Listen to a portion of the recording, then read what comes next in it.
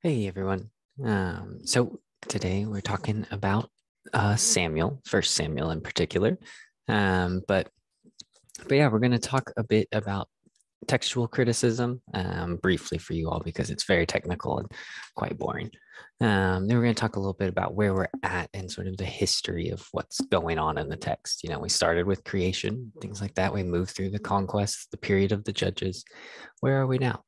And then the last thing we're going to talk about and the last way we're going to look at some of these texts, and I am sad we're again not doing this in person because otherwise, we put the texts up on the screen, you all would read them and read all of that. But we're going to look at is a way of approaching these texts called literary criticism. Now, this might bring back some flashbacks from, having to annotate, Lord of the Flies or whatever it was you were reading in your English classes in high school. We're going to try and explore how those sort of literary features can make these texts a bit more open to interpretive possibilities, right? Because what we're entering into now are the books of Samuel and Kings.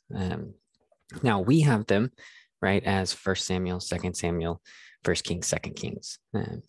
But in the original manuscript traditions, the books of Samuel are one on one scroll. The First and Second Samuel go together in that sense.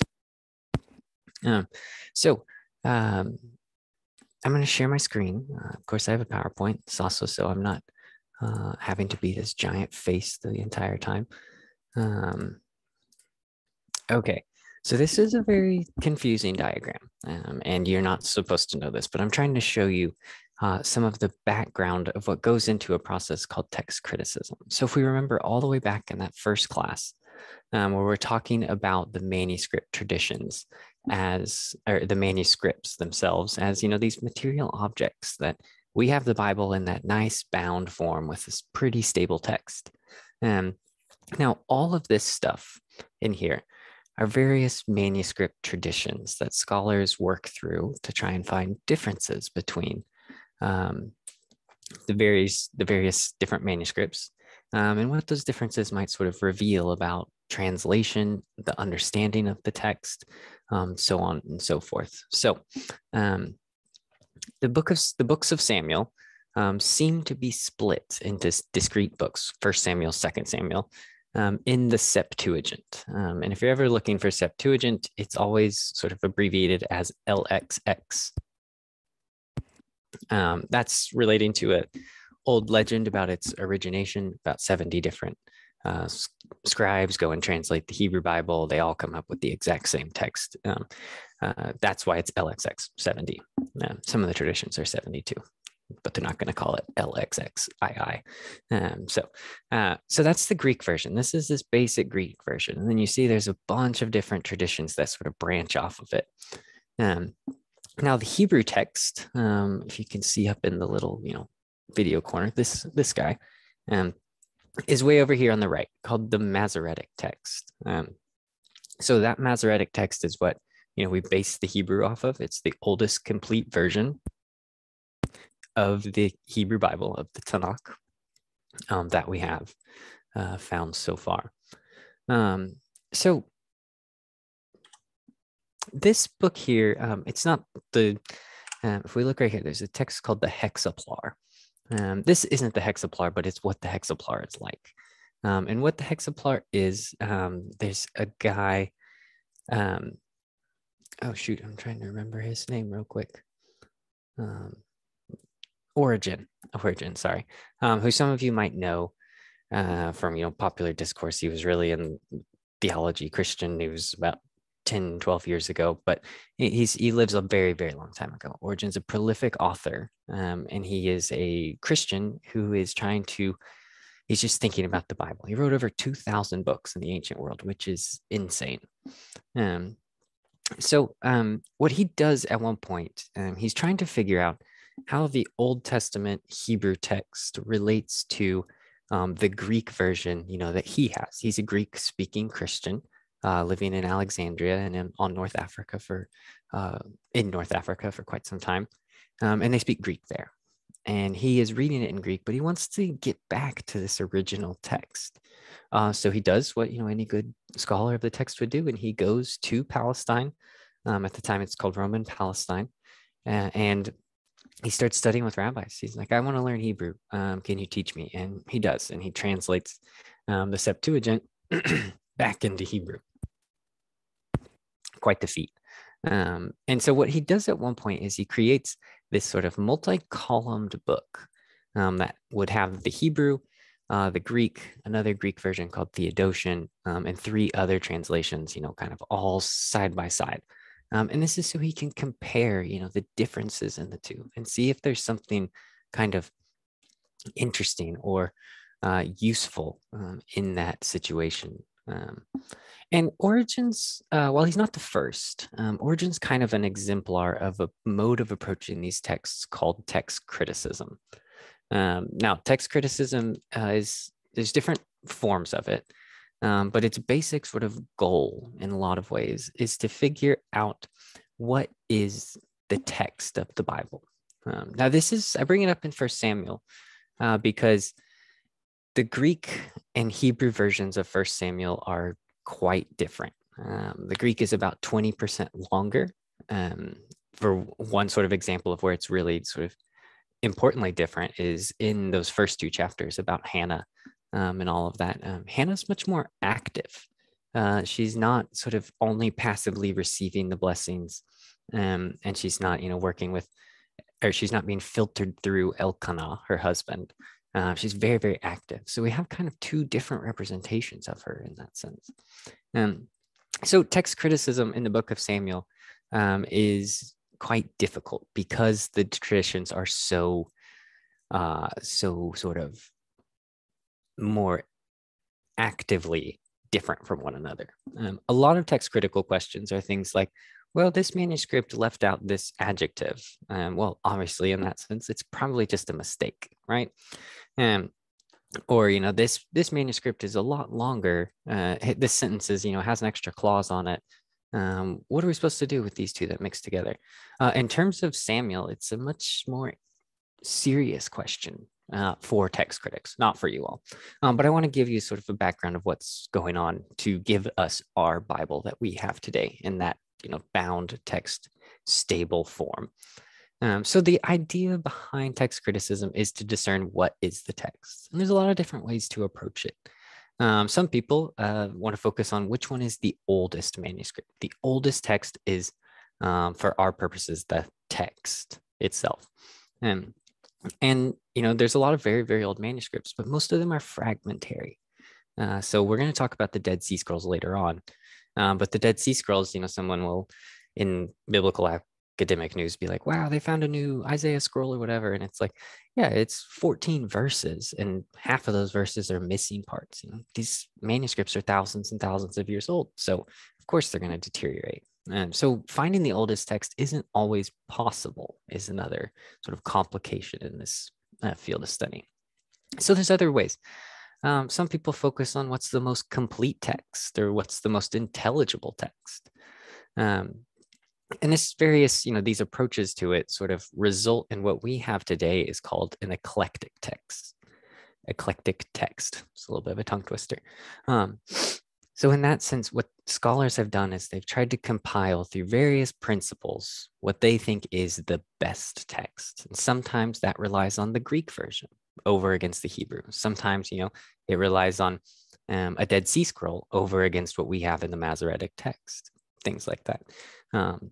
So the biblical text that we have today is a product in a lot of ways of people looking very, very closely at these texts and noticing tiny little differences, and so on and so forth.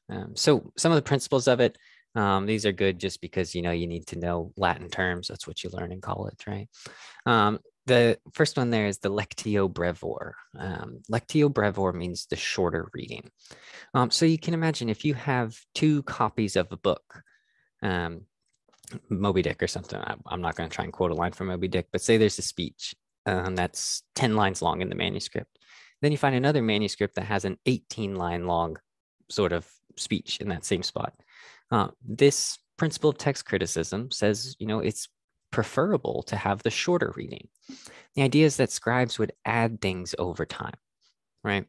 You don't want to take away a lot of stuff, especially if it's good. things would get added over time in this process of copying the manuscripts. And so a second one here is the Lectio Difficile, which if any of you know a little bit of Latin, you know that means the more difficult reading is to be preferred, which also is sort of a principle that's derived from this thinking about the scribal practice. A scribe would tend to even out things that don't make sense, right? Not introduce new stuff, unless, you know, it's an accident. But in general, these sort of difficult short readings are thought to be older and therefore more original. So that's a little bit about text criticism. That's something that's sort of going on in the background of the biblical text that you have. But it's something, you know, I find it quite boring. I had to do it a lot in grad school, and my God. So it's, you know, it's a kind of a thankless enterprise, a little bit like archaeology as well. So, okay, so Samuel, we're starting to get towards the good stuff. We're going to move there step by step. Samuel is, in a lot of ways, a book that is sort of setting the stage for the monarchy. If we remember from the last video lecture, you know, at the end, we're talking about the Levite's concubine. We have that horrible story about the woman who gets chopped into 12 pieces and sent out. And then that framing that says, at that time, there was no king in Israel. Everyone did what was right in their own eyes, right? Samuel is the book that sort of leads us to the monarchy. So on this map, the period that we are at sort of in the settlement of the land is Iron 1. Now, the Iron Ages refer to sort of the metallurgic technologies that people are using. So in some of the stories you read today, you heard about how the Philistines have iron swords and chariots and things like that. Those are made of iron, and they're a lot more durable. But that change in society is how archaeologists and anthropologists begin to characterize, you know, this long chronology that otherwise you'd have to say 12th to 10th century BCE, blah, blah, blah. So the period when the monarchy emerges is kind of in between this 1000 to 922 period. Now we have other archaeological evidences of this, but we're going to talk a little bit about whether it's a monarchy or something else. Now, this map in general, I'm slowly adding these all to the Blackboard, all these PowerPoints, so you can check them there. Might be quite useful for you whenever we're reading like the books of Second Kings and stuff, because what's going to end up happening is you're going to end up seeing a lot of kings' names, and you don't know these kings. It'd be like me talking about, like, you know, back in Herbert Hoover's day, you're like, man, Herbert Hoover, that doesn't sound like a real US president, but is that his name? I'm a little bit, you know, but saying back to an old president, something like that. So these sorts of charts can be helpful in sort of orienting you around what's happening, what's perhaps about to happen, and so on and so forth. So yeah, so here's what's going on in these books. I have it up to 1 Kings 11. And we have sort of overlapping models of governance. First, we have Samuel as a judge and a prophet, and this goes all the way through to his death. I have it there in Samuel 28, which is when he sort of gets revived at that sort of medium scene. He's already dead by then, but, you know, he's kind of still around in the narrative, so I extended it out. But while Samuel is still on the scene, we also have Saul, who's anointed as a king of Israel. Now, while Saul is still technically king, we also get introduced to David, who's anointed as a king of Israel, right? And then at the end there, we have Solomon. So you see up there, I have it as the united monarchy. In the biblical texts, spoiler alert, the kingdom of Israel is going to split into two at some point. And Solomon is the last Davidic king of what's called the United Monarchy. So whenever I'm referring to the United Monarchy, I'm referring to the period before Solomon's son Rehoboam and a northern king called Jeroboam. So we have these images, and it's an important sort of thing for me to harp on, because otherwise, you know, this isn't something that's immediately apparent, of both Saul and David commanding authority around of the people who are around them. And this sort of literary picture meshes well with the historical and anthropological data we have from this time period, which suggests that Saul and David, in terms of their historical reality, were probably more like chiefs than they were kings in a sense. Now, that's a fine distinction too that historians and anthropologists make. What makes a difference between a king and a chief? Most anthropologists be like, well, it's kind of fuzzy. A king, has more room, more territory, more unified governmental apparatus. But even then, the lines are blurry in that sense. But the picture we get in the book of Samuel, where they're, kind of both in charge of groups of people, and they both, receive tributes and distribute spoil and protect other Israelites. That seems to mesh pretty well with the idea that, okay, they were in charge, but maybe they weren't exactly kings. So these chiefdoms, as they're kind of emerging, are regional.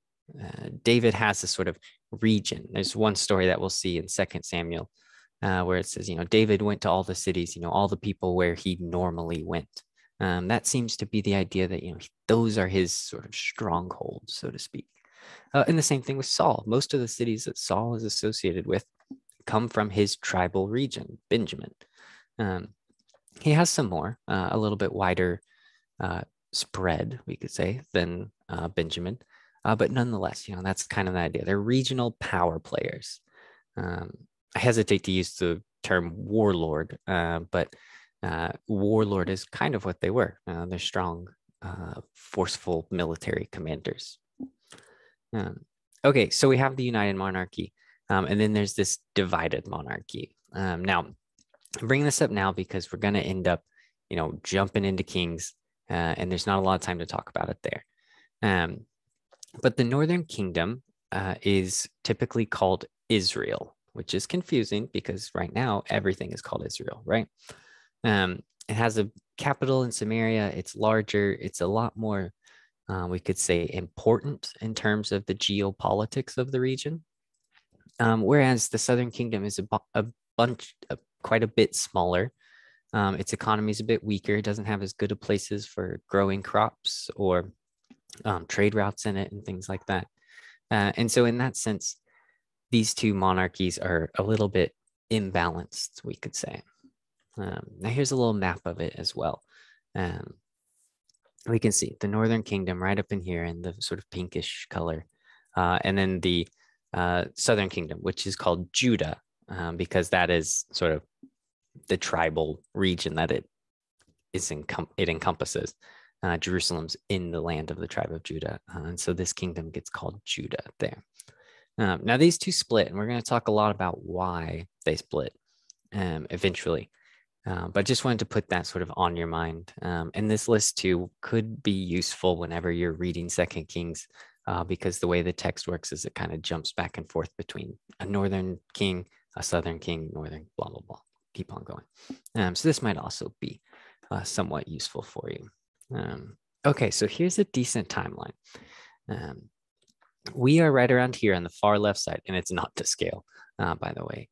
Saul and David and their chiefdoms, they're starting to develop political power, a more centralized authority that's condensed on sort of one person rather than this tribal system where there's lots of elders coming to make decisions and so on and so forth. Those elders in those tribal structures are still important, but now there's somebody who's just kind of a step above, and that's the chief, the king. So then we go through the united monarchy. After Solomon's death, the monarchy ends up dividing, and we get some people called the Omrides. We'll talk a lot about them. But then this is sort of the end of the line. The Neo-Assyrians conquer the northern kingdom in 722 BCE, and sort of carry off and exile everyone who lives there. Now, the southern kingdom doesn't get destroyed until 587 or 86 BCE. The numbers are a little weird. So we have these two kingdoms that are starting right now with Saul and David, eventually being sort of wiped from the earth in 587 BCE. So these 4 books we're going to read this week and into next week cover about a 400 to 500 year period. That's a lot of history to go through really quick. So one of the things that we're going to do while we're reading this is maybe focus on some different ways of understanding this, because for you, Amaziah's economic reforms, that doesn't mean anything to you, right? Instead, there's other stuff going on that is quite important and is, perhaps theological or spiritual or ethical that you'll be able to glean from these texts. Okay, so the book of Samuel, what is it? Typically, whenever we're doing this in class, I ask you all, what happened in it? And we try and work our way to this idea that the book of Samuel is kind of a book about false starts about the monarchy. And that's the way that I read it, because like I mentioned, we have this Levite's concubine story, which is trying to present this situation in Israel as depraved, violent. These people need somebody to control them. And that's what you're supposed to get at the end of Judges. And then you open up Samuel and you read another, 28 chapters about more judges, one judge in particular, but you know what I mean. So it's a book about false starts about the monarchy. And this also happens with the character of Saul. Saul's the first king, but he's not the only king we see, and he's not the sort of permanent king either, right? So that's kind of what's going on. It's like if any of you have ever had like a really old car, and it's not like your, normal 2012 Honda Civic. You go in, you turn the key, boom, it's going. They're kind of revving it up, getting the engine warm and getting the oil moving, and eventually we're going to get there, right? Okay, so another important theme that's going on and being set up in the books of Samuel is a sort of ambivalence about human political authority. Ambivalence means not that you don't care about something, even though that's how we use it sort of in casual conversation, but ambivalence means here feeling two ways about something simultaneously. So on the one hand, the books of Samuel are part of the Deuteronomistic history. And in that sense, part of the Deuteronomistic ideology is this ideal notion that the true king of Israel, the true sovereign, should be Yahweh, right? This is what we saw in the desert period. This is what we saw in the conquest. Joshua is the military leader, but Yahweh's in charge. And instead, it also has to reckon with this sort of notion that there were kings, there were human kings in Israel, people like Saul, David, Jeroboam, Hezekiah. But sometimes these kings aren't the most savory of figures. And a lot of times, as we'll read in the books of Kings, 1st and 2nd Kings, these human figures end up leading the Israelites away from Yahweh. So there's this ambivalence going on. They're trying to figure out who's supposed to be in charge in Israel. And then in general, we have this transition from the judgeship to monarchy. That is what occurs, with Saul, with David. Saul dies at the end of the book. And then, when we go into 2nd Samuel, it's go time for the Davidic dynasty. Okay. So that's a lot of what's going on sort of in terms of facts and plot and chronology in the text. So that's all good and well. You might be interested in that, but I'm going to go out on a limb and guess that most of you aren't, super concerned with knowing the happenings of a particular Israelite king's reign. Yeah, okay, they, fought a battle and got some territory. That's cool. That might not be so interesting to you. But one thing that occurs in the books of Samuel and Kings is that we see a great deal of literary ways to read these texts. And one of the primary literary devices that's used in the Hebrew Bible is characterization. So when I say characterization, you probably know this already, this idea that through writing a text, you have to give information about a character that allows the reader to build up some sort of notion about who they are, what they're about, things like that, right? So one of the big paradigms of thinking about literary characterization in this literary context is distinguishing between flat characters and round characters. Sometimes they're called full. I learned it as round. Flat characters are these sort of characters who are introduced for one single purpose. This is like, in the archetype of a hero's journey. This is the person who they meet to give them the special sword that's going to be able to kill the dragon at the end or whatever. That person is in the story to give them the sword. That's it. You don't get any insight to their motivations, their interiority, their desires, their plans for the future, things like that. And we see some flat characters a lot. Someone like Melchizedek, way back in Genesis. He's introduced in order to legitimize Jerusalem in a literary perspective, is what I mean. That's the reason they keep that tradition in the final form of the text. He's there, and he's a sort of priest of Yahweh in Jerusalem. So he's introduced, but we don't know anything else about him. He drops out of the story entirely. Now, round characters, we get a lot more information about them. Someone like Saul is a very good example of a round character. We see Saul change over time. Another sort of round character might be someone like Abraham or even Joseph, for that matter. But characters like Joshua, in a certain sense, are kind of caught in between this, because we know a bit about Joshua. We know a lot of traditions, but we don't get a lot of insight into Joshua's personality. The traditions are a bit more surface level about him, if that makes sense. And so the thing about round characters, what it does as a literary effect, is it creates some entity in the text that the reader is able to relate to pretty easily. Okay, so whenever you all were reading, I'm going to pull this up over on my other screen. You started out reading Samuel you read about Samuel's birth and dedication, right? And that's the first place where you sort of meet this character, Eli. Eli's a priest, and he's a priest at Shiloh. And Shiloh in the book of Samuel sort of functions as Jerusalem before Jerusalem becomes Jerusalem. That's a terrible sentence, but you know what I mean. David's going to conquer Jerusalem later on, and then he's going to move everything there. But Shiloh is that before it's available. And so we get this character, Eli. And Eli is kind of a mixed bag, right? On the one hand, he blesses Hannah and says she's going to have a child. But at the same time, he is portrayed in a semi-negative light. So if you get to like chapter, 2 works, but 4 is where I'm going to focus right now. Eli is created as a character through the use of irony. So Eli is a priest. He's supposed to have this connection to God. He's supposed to be kind of, you could even say, sensitive to what's going on in the world around him. But what we know as readers is that Eli is blind in a couple ways. One, he's kind of literally blind in the text. But this first one here is from Hannah's prayer. She continued praying before the Lord. Eli observed her mouth.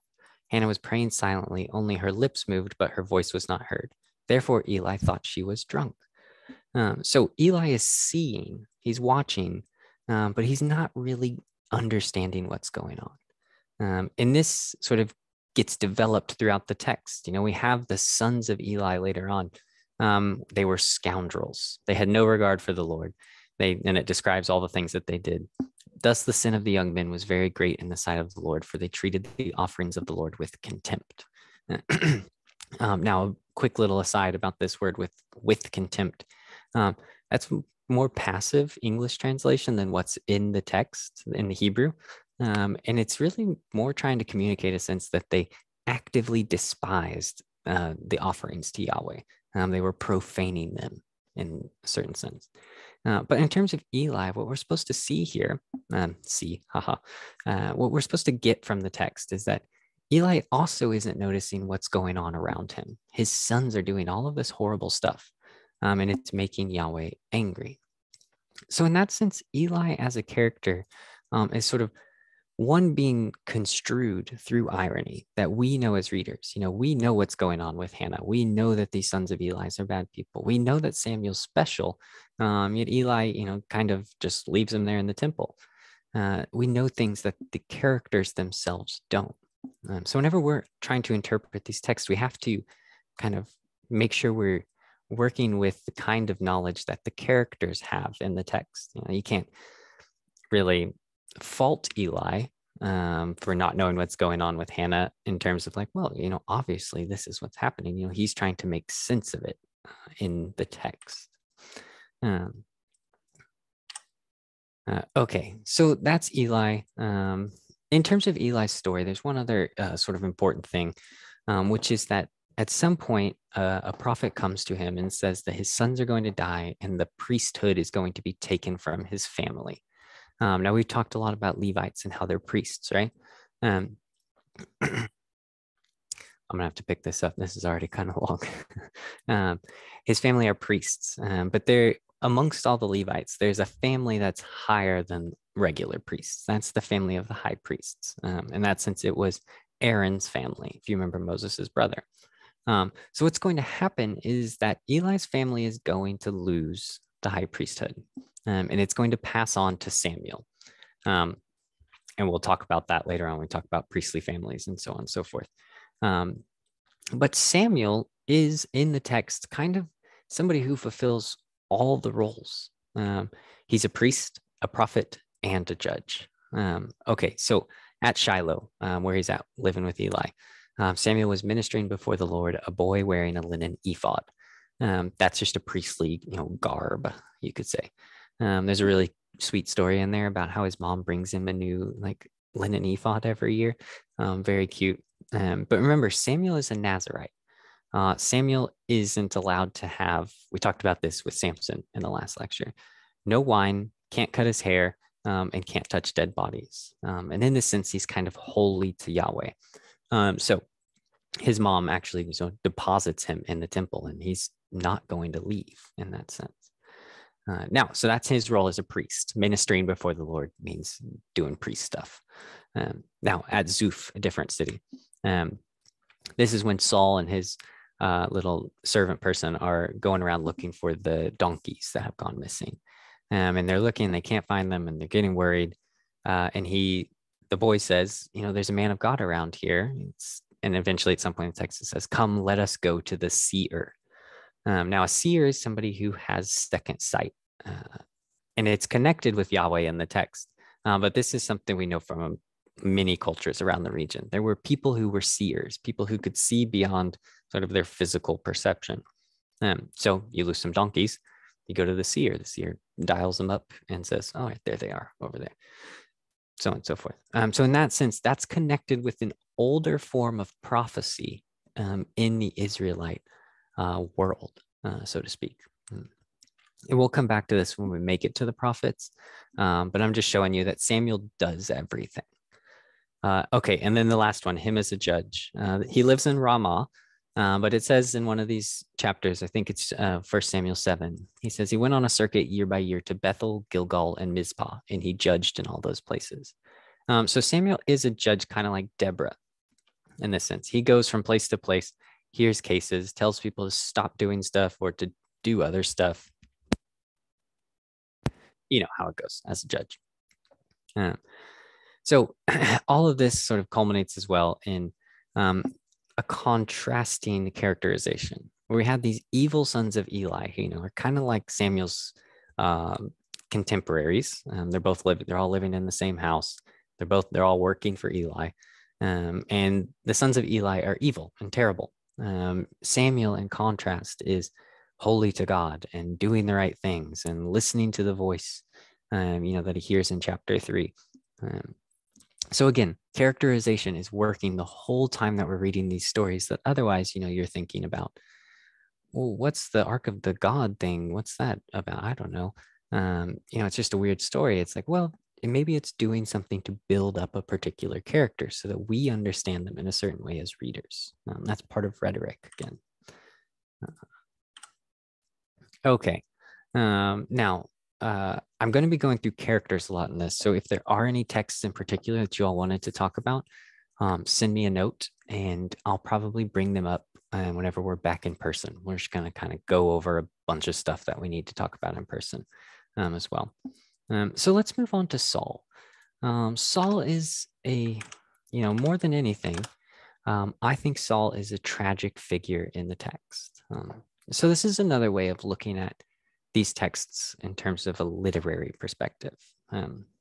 So we really kind of need to start right here in the middle.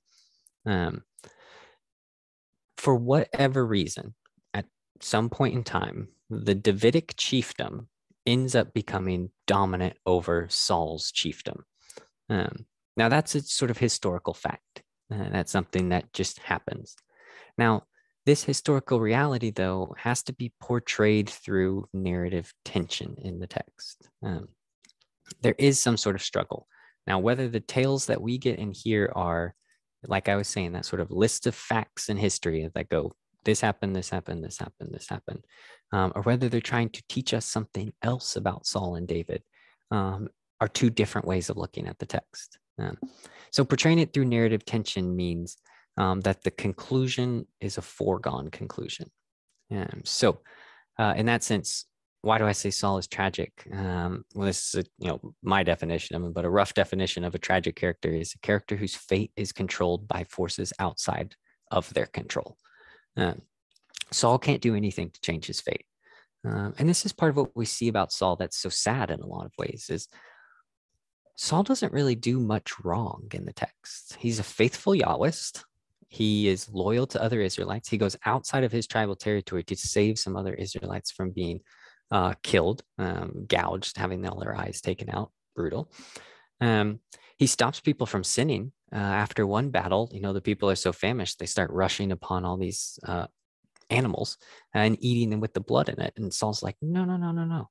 We have to stop. We have to make an altar. We have to drain the blood. We have to do this right. And so Saul is, in a lot of ways, kind of an ideal king. We'll see later on. And one of the recommended readings for today is to read this text from Deuteronomy that's called the Law of the King. And one of the things it says in there is that the king should not, shall not, accumulate many women for himself, which means he's not supposed to take a whole bunch of wives. In the ancient world, the more wives you had as a king, the more sort of symbolic power you had. Saul doesn't really do that, David, on the other hand, has lots and lots and lots of wives. So Saul is in so many ways in the text a tragic character because he doesn't fall into the typical pattern of Deuteronomic retribution theology, where you do something wrong and therefore you're punished. Now, the text tries to present things that he does wrong. One of the things that he does is he does this sacrifice before Samuel shows up. Samuel's late by like a week, and the people are starting to desert him. And if he doesn't do the sacrifice, then the Philistines are going to come and kill everybody. The second side of it is he spares this king. We don't have to talk too much about that. That's a scene from my dissertation research, in which I'm kind of trying to show that the Deuteronomistic text is trying their hardest to make Saul guilty. It's difficult in some ways. So that what I'm talking about here is Saul's loss of the kingship. Saul loses the kingship 4 times. Loses it in chapter 13 with the sacrifice too early.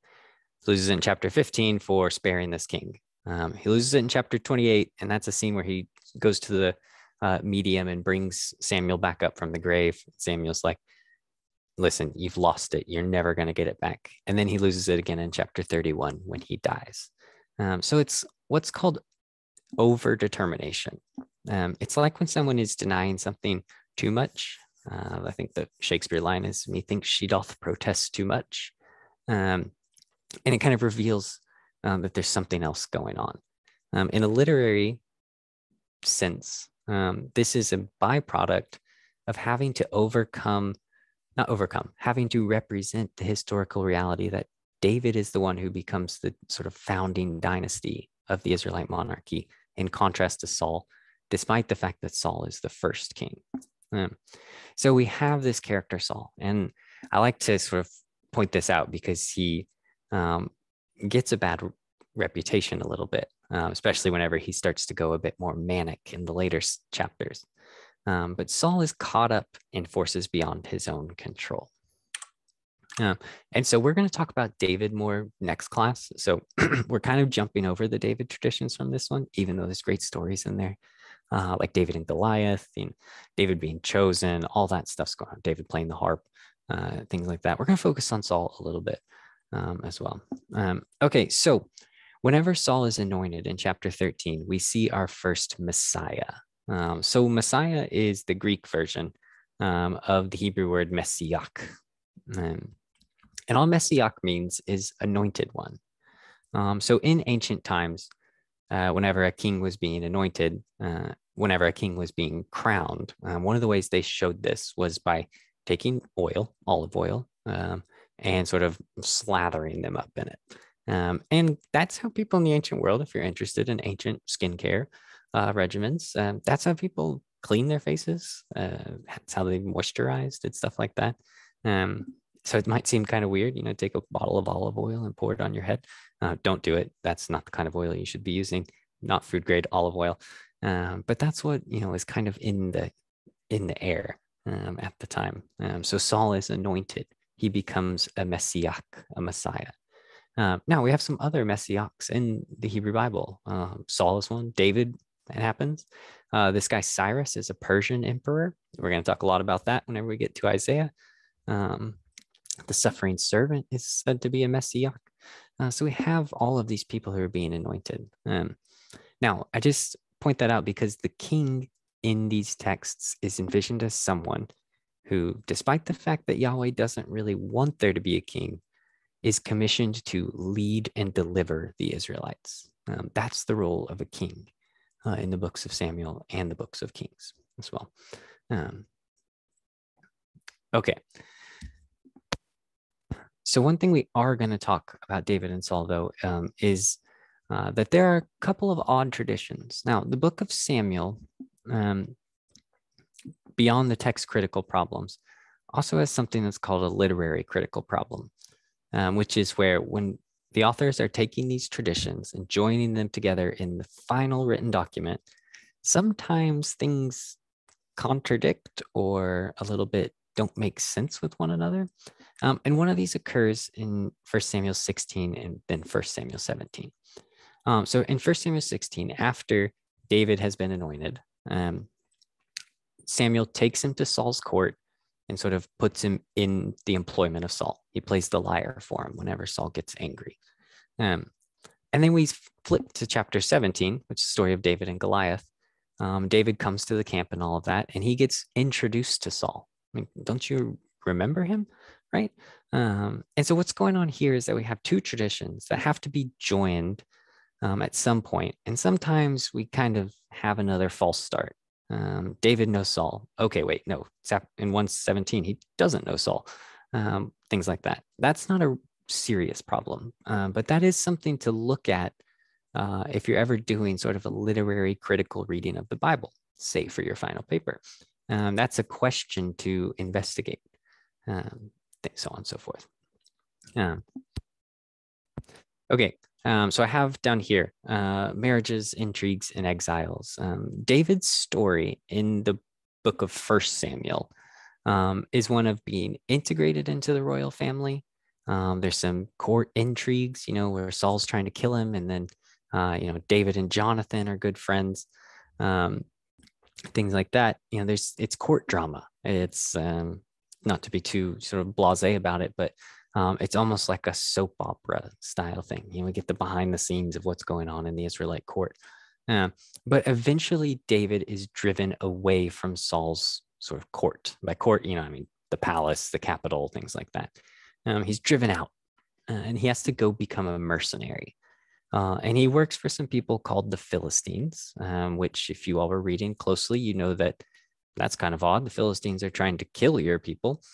But he's a mercenary. He's going around doing sort of things for the various Philistine operatives and stuff like that.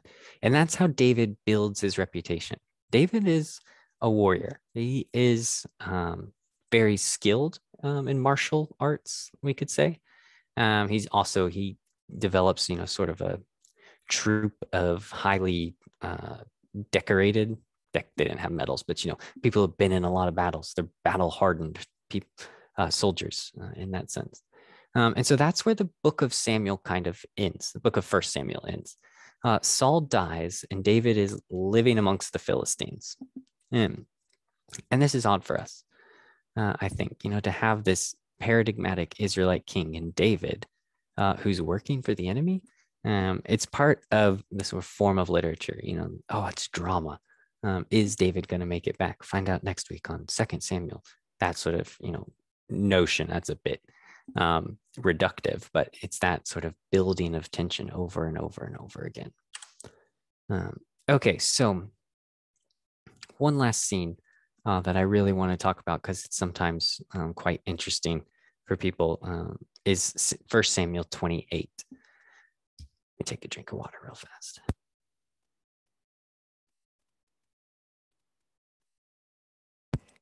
You should take a drink of water too if you're watching this. Stay hydrated. Okay, so 1 Samuel 28. Saul is about to fight a battle, and he is worried about it. So what does he do? He goes to it's traditional, I think in your textbook, it's translated as a medium. In the King James Version, it's translated as the Witch of Endor, which is a fine translation. But it's somebody who talks to the dead and is kind of able to bring their spirits back to communicate. Now, we've had laws about this. We talked about divination. Remember that law? I think it's from Leviticus, about you may not permit a female witch, a female sorcerer to live, right? This is that female sorcerer in that sense. She has that job, we could say. That word is kesem. And kesem means generally some sort of, I don't know the technique. It's not necromancy because she's not controlling the dead, but bringing people up from the grave so you can communicate like that. And so this is the person who's supposed to not be a thing. And Saul has banned these practices from his land. But in 1 Samuel 28, he's so worried about it. And Samuel is already dead. He decides, I need to talk to Samuel before I go into this. So he disguises himself and he goes to this person and he asks them to bring up Samuel. And Samuel, it's said, is brought up from Sheol. I don't actually remember if that's what it says. If it says Sheol in your text, I'm gonna look at it real quick.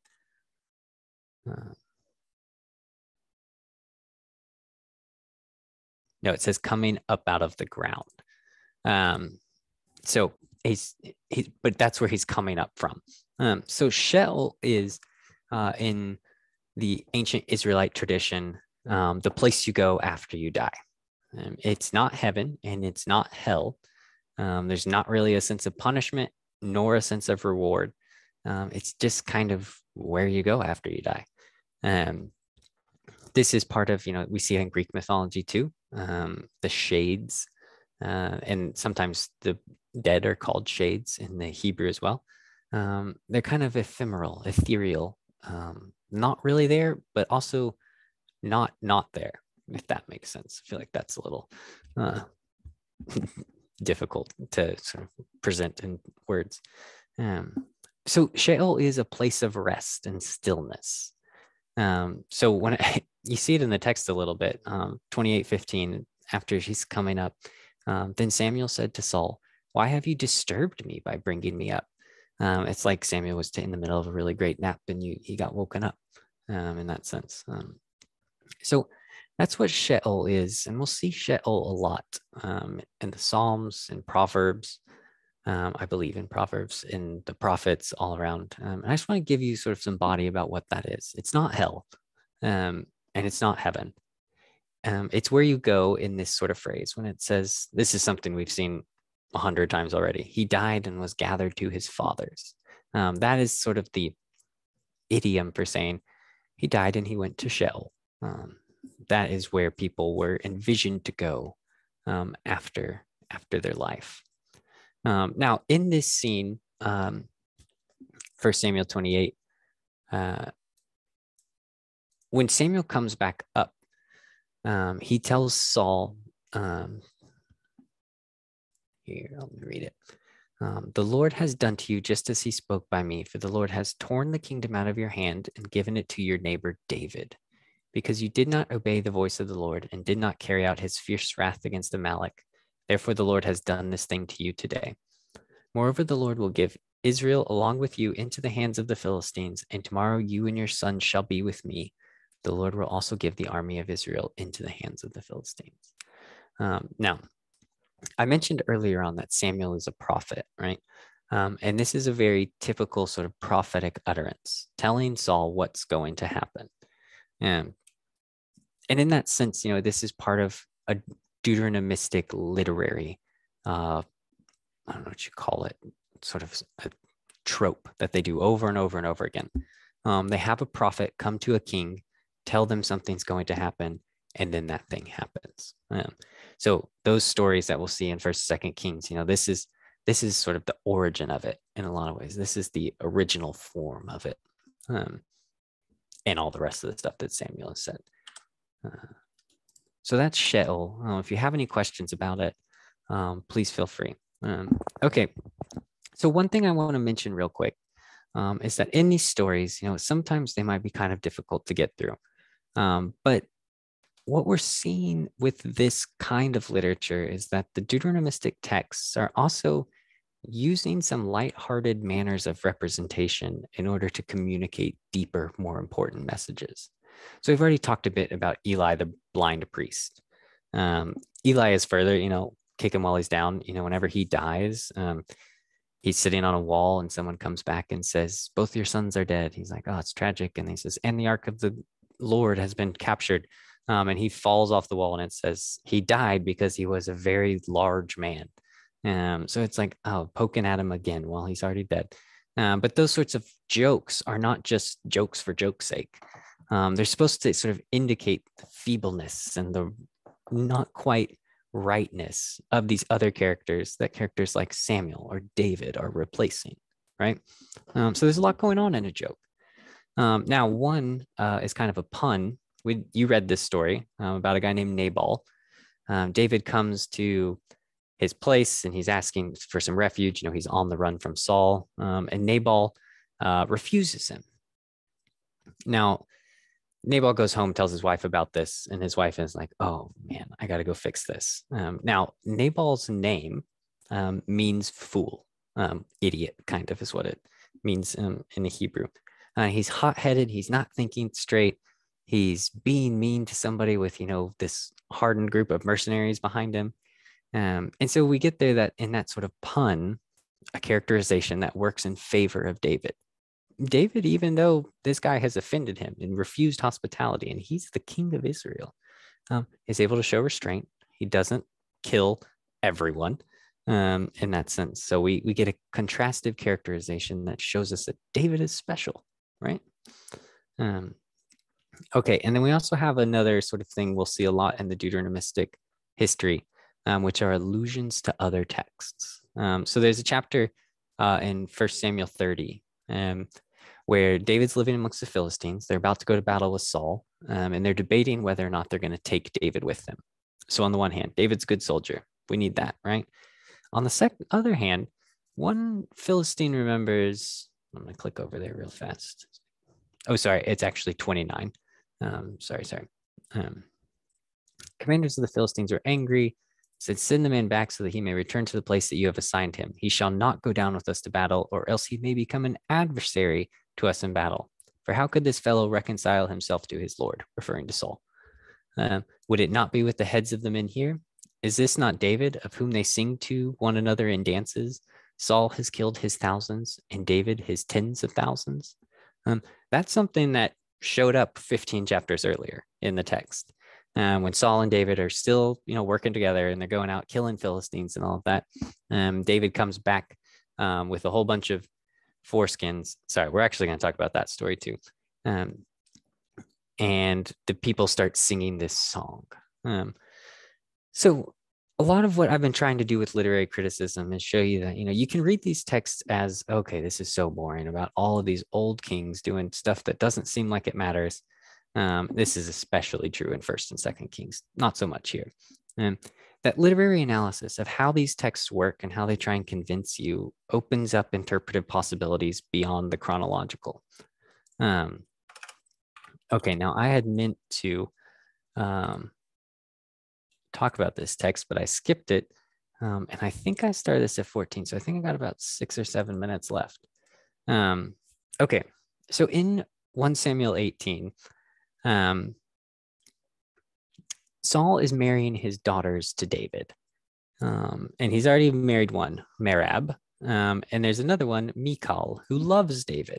It's one of the few times we see a sort of active female love portrayed in the text. So Saul was told it pleased him, and he wants to give Michal to David in such a way that he can turn the Philistines against David. So what he says,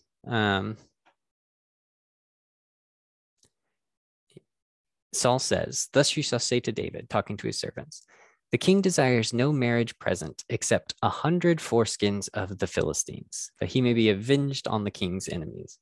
Okay, so what's going on here?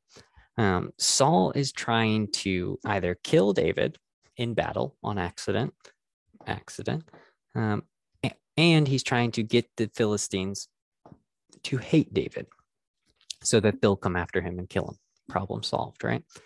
So what he commands David to do is to go kill 100 Philistines, ostensibly, circumcise them, and bring King Saul the literal foreskins. Now, I mentioned earlier when we were talking about circumcision, I think that it's kind of a way of differentiating between the Israelites and the people around them. And the Philistines are one of those people. So in this section, there's no, it's in 2 Samuel. There's a section where Philistines are called foreskins. That's their name. It's kind of a derogatory, it's just not really a racial slur, but it's kind of a slur in a certain way about them. So this is kind of the buildup of the tension between Saul and David. And it leads into a point I like to make about literary analysis and how we relate to these texts, which is that when we read that section, when David and Saul are living together and Saul is getting more manic all the time, he's trying to kill David, then he loves David, tries to kill him, using his children as bartering chips. We read Saul as somebody who's mean and vindictive. But if we take the wider perspective and look at Saul's character over time, Saul, whenever he's anointed, does his best to fulfill the commands. And yet he's told, nonetheless, I'm going to give the kingdom to David. So he is sort of living on in this foregone conclusion that he's going to die and his sons will not be kings. He's not able to fulfill, sort of the major role of a monarch, which is to pass on your authority. Major goal, maybe not the major role.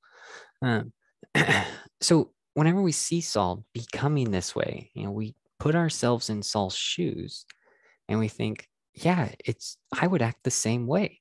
I know I know I'm not going to lose the kingship. This David guy is marrying all of my daughters and he's best friends with my son. My son won't even hang out with me anymore. Every time I try and do something, he ends up, foiling my plans. Of course, you're going to be a little crazy. And while that doesn't save Saul from sort of his fate as somebody who's going to have to die, what it does is make that text more complex of a meaning. Now we have a sort of witness in the biblical text to somebody who's acting out because of social pressures. It's not just that Saul's a bad king, right? It's that Saul is somebody who's been put in a bad situation. Now, like I said, this doesn't excuse what he does. It doesn't excuse when he slaughters all the priests and things like that. But it does give us a sort of opportunity to reflect on how does this text, from thousands of years ago, relate to things that, I might experience in my family, that we might experience on a wider sort of social scale. Does it give us any insight into how to deal with this? The answer might be no. But if you're not paying attention to characterization and these complex relationships that we see portrayed, you leave with kind of, I think, a bit too rough of a characterization of what went on in the text. You read 1st, 2nd Samuel and you think, okay, Saul bad, David good. Okay, that's basically right, but there's a lot more going on that we can catch through the complexity of these characters over time. So That's my little spiel about literary analysis and why it's great. Um, and that's about all I have for the book of First Samuel. Next time we're going to be reading Second Samuel, reading a lot more about David. We're going to talk a lot about David. So I hope you all enjoy it. And yeah, I will see you then.